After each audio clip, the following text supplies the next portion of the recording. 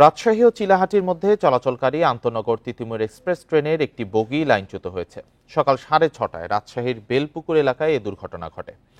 এর ফলে প্রায় 4 ঘন্টা সারা দেশের সাথে রাজশাহীর রেল যোগাযোগ বন্ধ ছিল। Rajshahi rail station manager Abul Kalam Azad জানান, সকালে রাজশাহী থেকে ছেড়ে আসার কিছুক্ষণ পর বেলপুকুর এলাকার ট্রেনটি লাইনচ্যুত হয়। এ সময় ট্রেনের দুটি চাকা লাইনের বাইরে চলে যায়। খবর পেয়ে উদ্ধারকারী ট্রেন ঘটনাস্থলে পৌঁছে কাজ শুরু করে।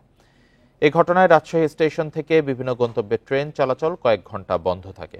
রাজশাহীগামী ট্রেনগুলো মাঝপথে আটকা পড়ে। প্রায় 4 ঘন্টার উদ্ধার কাজ শেষে ট্রেন চলাচল স্বাভাবিক হয়।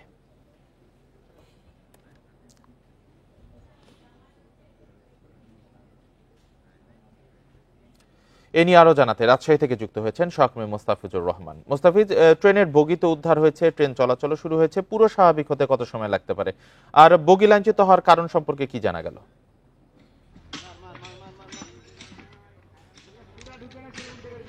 দেখুন, সকাল 6:20-এর দিকে তিতুমির এক্সপ্রেস যে ট্রেনটি সেটি চিলাহাটির উদ্দেশ্যে রওনা দেয় এবং বেলপুকুরে এসে সেটি লাইনচ্যুত হয় এবং লাইনচ্যুত হওয়ার প্রায় 1 কিলোমিটার পর্যন্ত এখানে যারা ছিলেন তারা বলছেন প্রায় 1 কিলোমিটার মতো চালক বুঝতে পারেননি যে ট্রেনটি ট্র্যাকচ্যুত হয়েছে এবং প্রায় 1 কিলোমিটার রান করার পরে কিন্তু ট্রেনটি থেমেছে।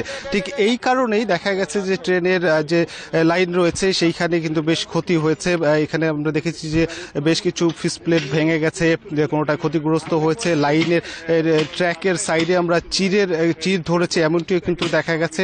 বেশ কিছু স্লিপার আছে সেগুলো কিন্তু ক্ষতিগ্রস্ত হয়েছে। এখন পর্যন্ত আমরা যতটুকু দেখেছি যে এই ঘটনার পরপরই এখানে উদ্ধারকারী ট্রেন এসেছে এবং ট্রেনটিকে এই যে লাইনচ্যুত ট্রেনটিকে ট্র্যাকে তুলেছে এবং এখান থেকে কিছুক্ষণ আগে কিন্তু ট্রেনটিকে এখান থেকে নিয়ে যাওয়া হয়েছে এবং সেই সাথে একটি নির্দেশনা ছিল যে ঠিক এই 1 কিলোমিটারের যে ট্রেন চলাচল করবে সর্বোচ্চ 10 কিলোমিটার স্পিডে তারা 10 স্পিডে তারা এখান থেকে ট্রেনটি এখন আপাতত চলাচল করবে। এবং যেহেতু এই ট্র্যাকটি মেরামতের কাজ চলছে এবং এখানে আমরা দেখেছি যে ফিস প্লেটগুলো লাগানো হচ্ছে, যেখানে ফাটল ধরেছিল, চির দেখা দিয়েছে, সেটিও মেরামত করার চেষ্টা করা হচ্ছে।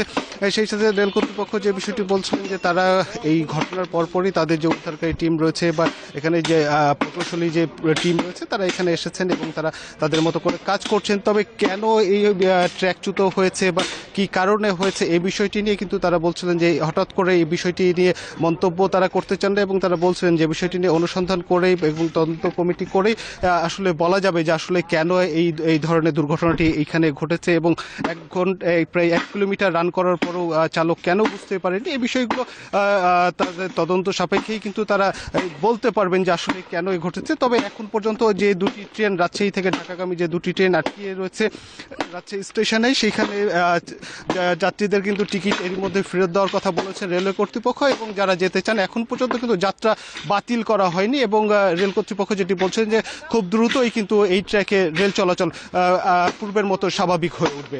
এই ছিল রাজশাহী থেকে সর্বশেষ। রাজশাহী থেকে জানাচ্ছিলেন সহকর্মী মোস্তাফিজুর রহমান।